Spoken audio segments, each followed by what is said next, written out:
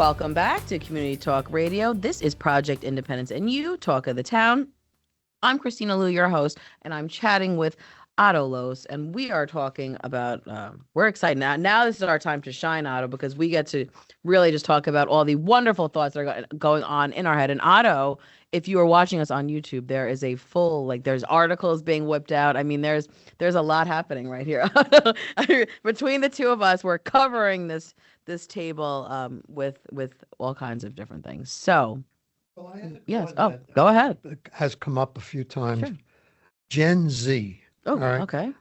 People hear Gen Z, and I'm saying to myself, what is Gen Z? Mm-hmm. Me, I'm talking, all right? So I looked it up, Okay. and it says Gen Z is from 13 to 28 years old. That's Okay. Gen Z. Okay. Born in 1997. No, I'm sorry. Yep. Yeah. That's right. Yep. That's right. To 2012 Yep. is Gen Z. all Oh, so right? 2012 cuts off Gen Z. Interesting. Yeah. Yeah. So and then probably my little So ones are alphas. What's your problem Yeah. here? What's your problem? Yeah, I like Well, it. so these are people that are between 13 and 28 years Okay. old. Mhm. And I'm not knocking anybody, but that particular generation Okay. has grown up with basically a smartphone in their crib Mhm. when they were born. All right. So they became super social media communicators, and that's what they do. Yeah. They Mhm. walk around with the phone all day. Mhm. Yeah. And it has caused some problems, I think, which they're finally starting to identify. Mhm. Okay. One of which is the ability to communicate. And I see it, and I Yeah. talk to my grandchildren about it, frankly. Most of the communicating is not long-winded. It's short, yes, no, Mhm. boom, boom, boom, boom. The only way you can go fast with your thumb is got to be short. So again, what's the problem? What's the problem? Dan loves a I think the Gen Z. problem is that it leads to a generation of people who are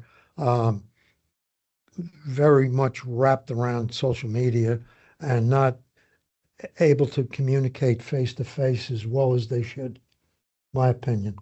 I don't agree, but okay. Okay, well, go ahead. Well, I teach these guys. Okay, I've been teaching here since 1987. I've seen okay. millennials, Gen Z, Best generation. yeah, And I'm interested in hearing. and Yeah. we built them.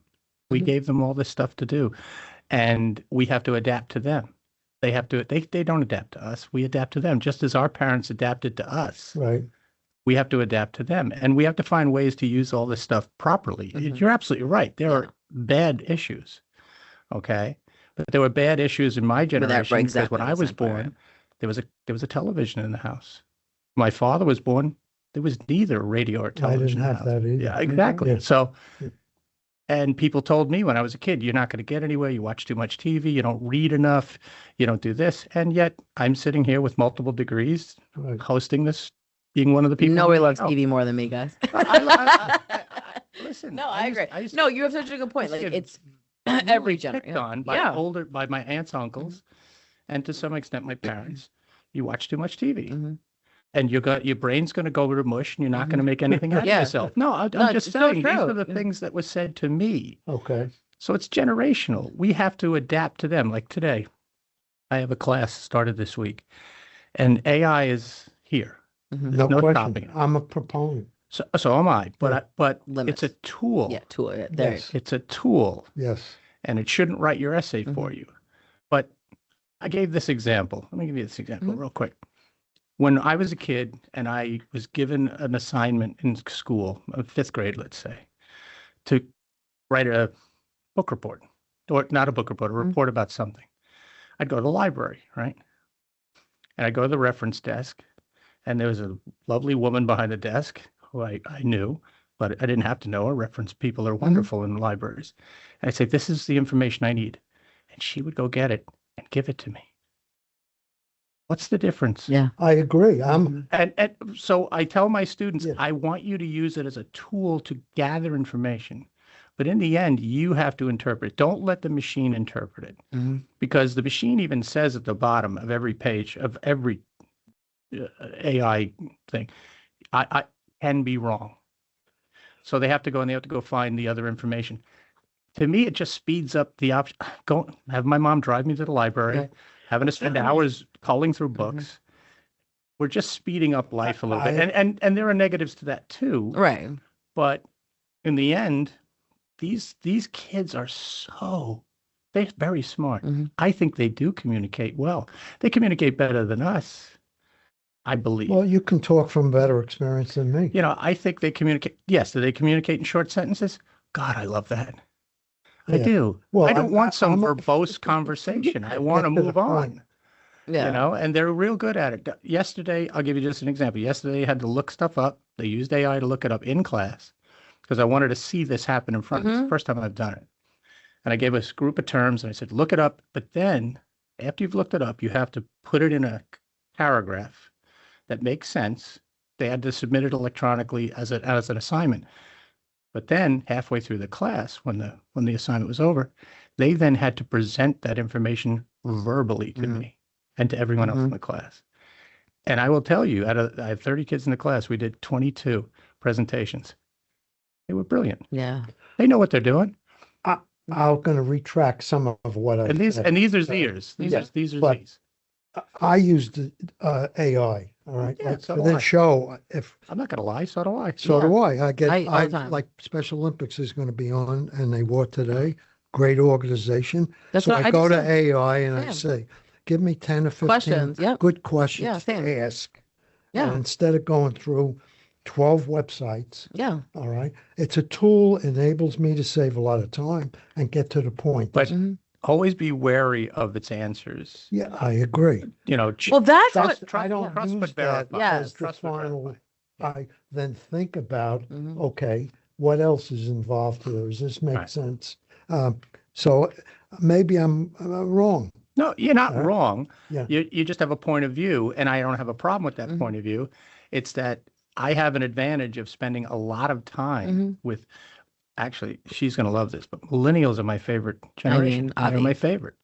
I think Yeah. they finally turned the corner on what we were taught as kids that I now find very objection.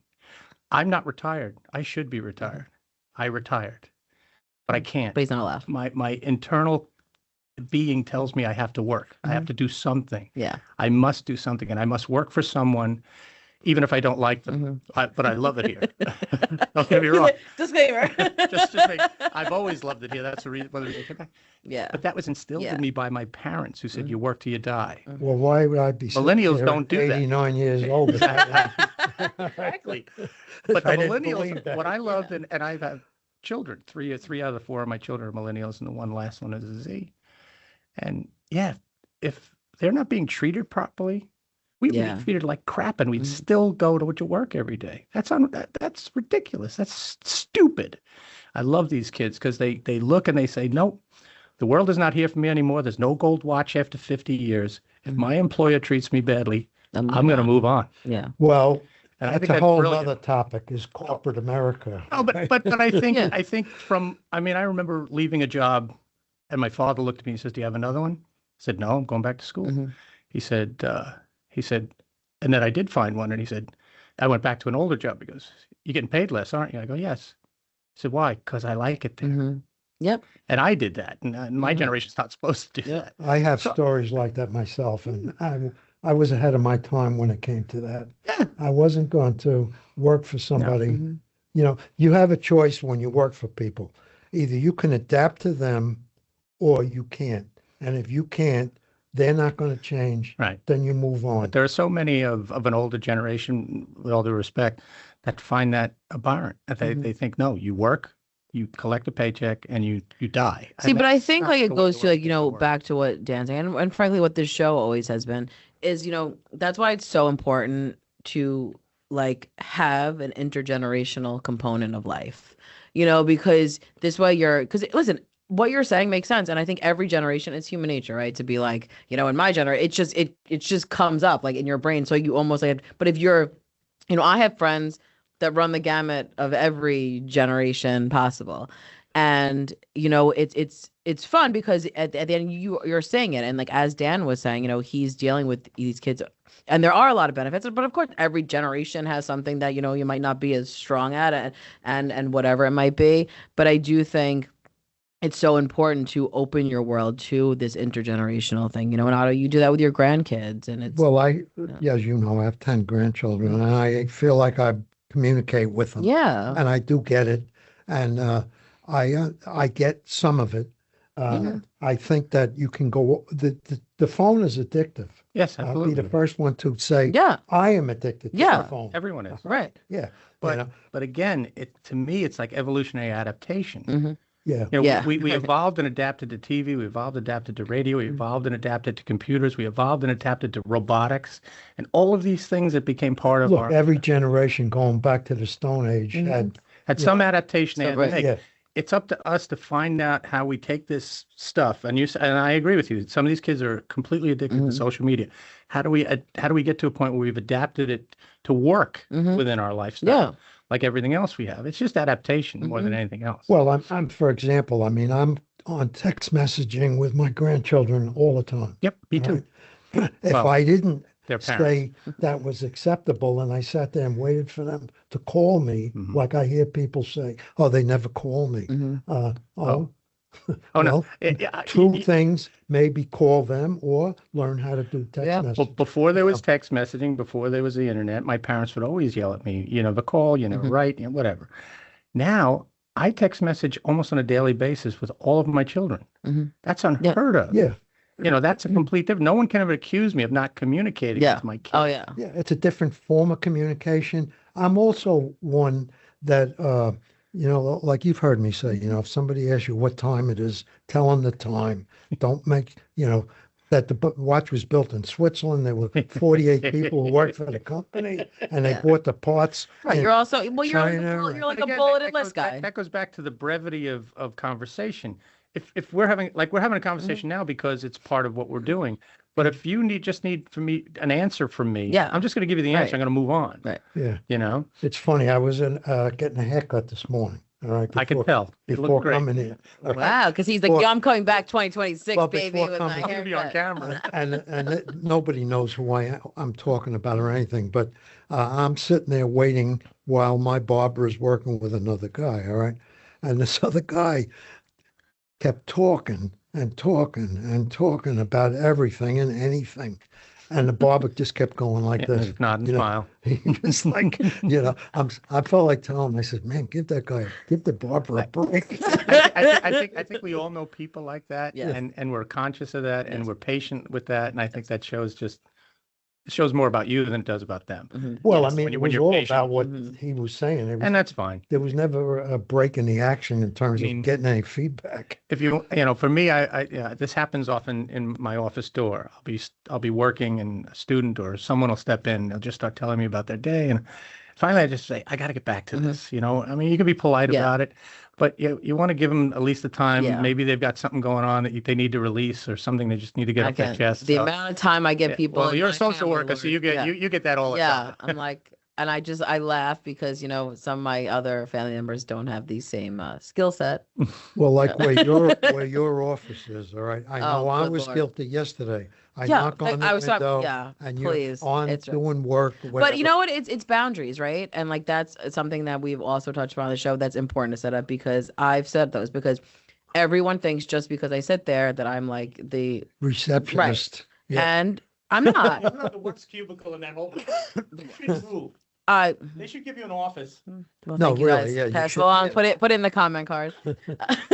But like I had to set up a boundary because I was like, and unfortunately the things that I do really are like I need to concentrate. Yeah. When you get in the groove, you Right. gotta, And it's you like know. they're not like, like there are things that like I need to pay. So like I had to actively be like, I'm not getting the door.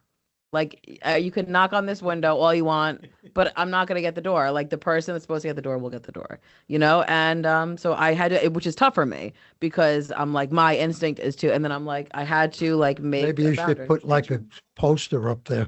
Oh, I've thought of different things, but you know what? Now I'm just Well, I also am an AirPod gal. So that AirPod goes right You in. don't hear it anyhow. And but- right. Yeah, but if you do that, Yeah. can you also work? Yes. Really? Well, so speaking See, of what we were that's- talking about before, I actually work better with noise. My my high school, college careers, I was the girl who had a TV on. I'm not good in silence. Like I like need like the stimulation, and that's probably how I, like we're saying, like you adapt to certain things or whatever it might be.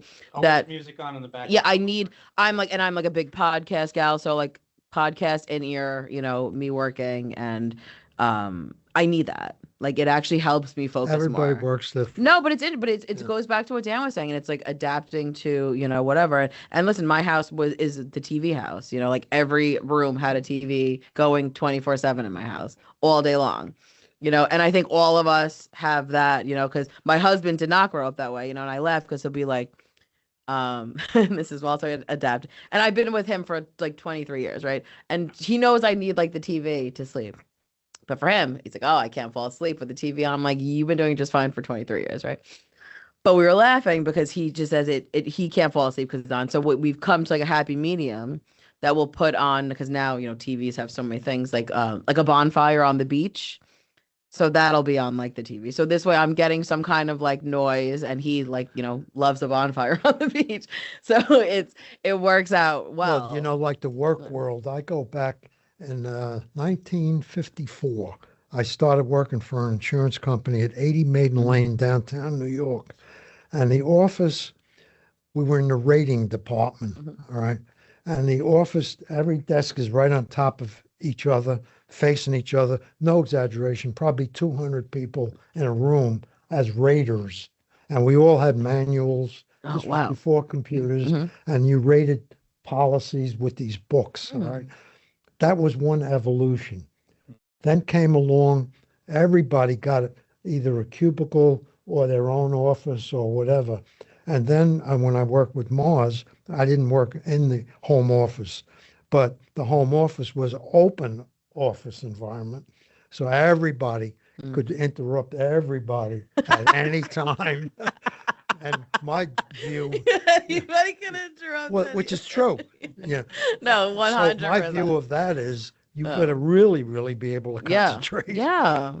And as you pointed out, certain top projects Mhm. you got to get really in. Yeah. And then you get in and then you get going. Mhm. All right. And if you don't get in and get going because somebody's always interrupting, I don't know how you get anything done. I know, because I do like a disclaimer. Like, I'm like, listen, guys, like, I'm about to work on the Pioneer newsletter. Yeah. Right. Like, I need to like really be focused. And then, like, when I work on this stat report end of the year, like, I'm dealing with there's so many like moving, and I'm trying to like not forget anything. So it's like, I'm like, everyone knows. I'm like, just. I might not say a word the entire day. like I'm just gonna be here, like diving in. But I do think it is hard because unfortunately we're not in a place where like everyone's got their own personal space. So it's all adaptation. I'll guys. tell you frankly, when I did work in an environment like that, I was a sales manager in Paramus, New Jersey, and we had an office where every 2 seconds, like you're talking, somebody comes in. And finally, I'm looking around and saying, I haven't accomplished a damn thing. And I would take a bunch of papers and I'd go out in my car and I would. I'd drive away and lock myself in the car with these papers. Back in those days, you had paper. You didn't have, and I'd have to go through all this stuff to get it done. And then I'd come back. Yeah, I hear it. Like, fully satisfied that I did. Fully satisfied. I like it. No, but that I did what I had to. See, but it goes back to the key word of adaptation. Otto, that's really well, you talked what you have about to the do. generations. The corporate world, to me, is another topic that has changed. When I again go back into the 50s, somebody could start in the mailroom at General Motors and move their way and up. work their way up. And they actually, a lot of companies had management training programs where you would work in various departments before you got to where you were going to get. And it doesn't work like that nowadays, which to me is a major problem with corporate America.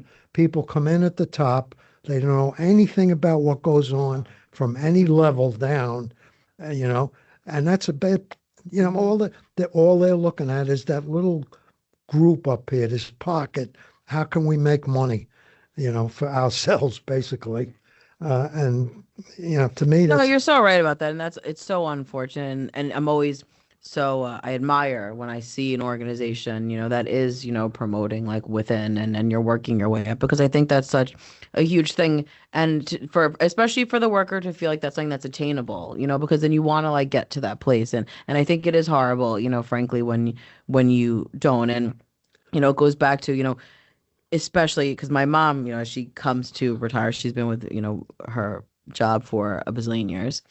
And she was like, when she goes, she's like, there's such a historical component that's now gone from the organization, because she's been there for so long, right? And she's like, knows how things work. And I think about that so often because it's like, if you just keep hiring people that have not been, like, they don't know like the nuances or how certain things go within it. well, And I'll it's, defend yeah. some of the people that come in the upper areas try to learn, Mhm. and they do go out and they do visit customers and they do stuff. And then there's another group that's up there that doesn't know what they don't want, that what they don't know, and they don't want to know. Mhm. They're in their own little pocket, and that's a dangerous group. Yeah, And that's a I've, dangerous I've group. witnessed it, you know. Yeah. It's, but that's the world, I the know. corporate part of the world. So what you said, Dan, that's why the movement within companies is like it was too, because like you said, promoting Mhm. within, you're stuck here and that's where you are and you don't like it. Yep, so be it, you know. And then somebody else is getting, $5 million while the company loses money.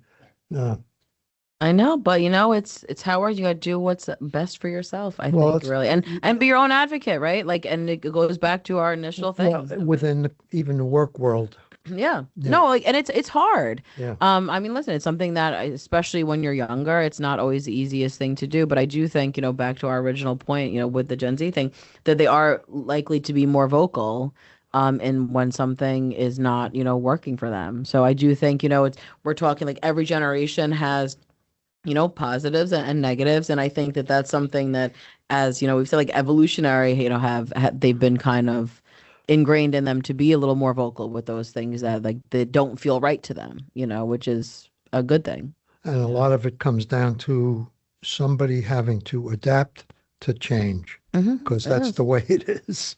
So, you got anything good for 6 minutes left? Oh my gosh, we have so much stuff. Something a little lighter than Is it Yeah, the corporate heavy talking of it? Well, you know what? It is like You want because it's toilet paper. perfect transition. Wouldn't What a that segue. that is my favorite segue. Like, hey, so There's you an want to talk article about that toilet was in paper? the Or what? newspaper about toilet paper. I'm dying to know what this article said because you really, you know, all of our listeners of the show, or longtime listeners, I should say, know that randomly, bathroom things will pop up. Where's the nearest bathroom? Going to road trips, what do you do in a store? Does that store have a bathroom? What has a good bathroom? I mean, we really run the gamut. But Otto, now you are bringing to Well, us also, like, comparing. does the paper go over or under? That's a It goes over. Everybody knows that. Yes, it goes over. And I'm getting a little That's sick of my critical. husband who refuses to ever put it He's that an way. under. I don't even know if he's intentionally doing it. And I'm going to ask him that. I'm going to do this as soon as I leave the show. I'm going to say, when you put it on, are you actually thinking, or are you just like seeing where like the wind blows? Because I'm not sure. I don't think there's a thought. Well, who's in charge of putting It's really, we're both like, it's like whoever gets that lucky job gets the lucky job, It's really it. But then I get frustrated because I'm like, I should have just done it myself because now it's the wrong way, so. Well, there was an article in the newspaper Yes. about comparing labels on eco-friendly toilet paper, Okay. and that there's a big push on of making sure that you get recycled paper. Okay. And there's a whole thing that you really don't think about, but there's an awful lot of toilet paper used in this country. Yeah. No, really. I mean, what? Definitely, Yeah. Yeah. And we hope so, right? Yeah. Wow. Well, you know what? It's another thing to think of in the Well, I the think scheme there are of world. labels, some labels that will tell you it's recycled paper, and apparently that's better. And Well, you know, yeah, you're they're not not killing. disposing They're not of- killing any new trees, Yeah. so we Exactly, can to make do what we Yeah. do with it. right, right. And we do kill a lot of trees as it is. No, but I think it goes to, one of our favorite buzzwords too on the show was mindfulness. And I think, there's so many ways, unfortunately, there are just, and I get it. I was guilty. We were big growing up. We were like a disposable plate household, disposable cup house, like it was just easy. It's easy. And I get it. It's just easy. And I was actually saying to, like I have a to-go cup and it's great because, this way I don't need to wash it. I just grab it, boom, you go. And, but I really, and I say this all the time to my husband, I was like, because sometimes it'd be easier just to throw it. I'm like, you know what? I can wash this plate. I don't need to use a paper plate for this, but it's things. Thank you for that. Yeah. But you have to like make it. I get it. It's so easy. But I have a question. Yeah. How do they define eco-friendly toilet paper? I'm assuming. Is there a definition here? I'm assuming if it's recycled, like recycled. If it's recycled, or there's a certain percentage. Yeah, I don't know. It's a great question. Because therein lies the itch. Because is a buzzword. It's sustainable toilet paper. Well, what and God, what does that mean? It just sounds. I don't know. It makes me uncomfortable. Part of according to the Environmental Paper Network, mm-hmm. a global coalition of nonprofits.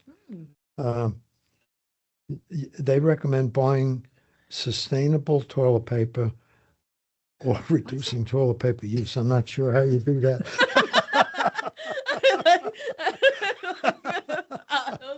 Really trying to work through I guess that'd be another show. Yeah. Here's another example of marketing using words that don't make sense to anybody. Right. Sustainable. What does that mean? When it comes to there has to be a toilet paper, definition for that. Listen, for me, eco-friendly toilet paper is recycled. Yeah. Yeah, right. That's they haven't killed the tree to do it. Looking for recycled content. Right. How much content though? Because they set levels. Like if it's 10% content, we're still killing 90% of it. We're killing trees. It goes back to, and it's like with food, right? And we've had the topic on the show when we've had people like how to read a label. That makes me crazy. Yeah. And it's really, and it's something that like I'll be in the grocery store and I'm like, this is great. And listen, no one's a bigger sucker than like, this sounds great. There's all these buzzwords. Whoa, but you really need to look at the nitty gritty. You find it? You find the definition? It says alternative materials such as fast-growing bamboo are often billed as more sustainable. Well, there's some truth to that because I saw a program, I don't know, on TV that said that, they're making things out of bamboo because it grows very fast and it's very strong. I actually got for Christmas bamboo bedding sheets. But I don't know if I'd want to wipe myself with bamboo. It kind of turns me off. I mean, I'm gonna need to, guys. I'm gonna need visuals. So I don't want any visuals. I'm just the toilet paper. I want to be clear. The bottom line is you should focus on toilet paper made with recycled material. Right, because we're not going to put it in a recycle bin once we've used it, right? Yep. No, well, that's a good question. Yep. It is. It's admin, right? There's a lot of admin that needs to go on in maintaining your life, Otto. This requires a lot more review. Well, and that is, I like that. That is a perfect final word. Kristina. Yes, I'm spending my afternoon just Googling toilet paper. What exactly? You got it. But I want to thank everyone for listening to Project Independence and You, Talk of the Town. I'd like to thank Otto and Dan, of course, for another great show. Project Independence and You is a production of Long Island University Public Radio. And a special thank you to everyone who listened to our show. Join us again next Friday at 10 a.m. on LIU Public Radio. Goodbye and have a great weekend.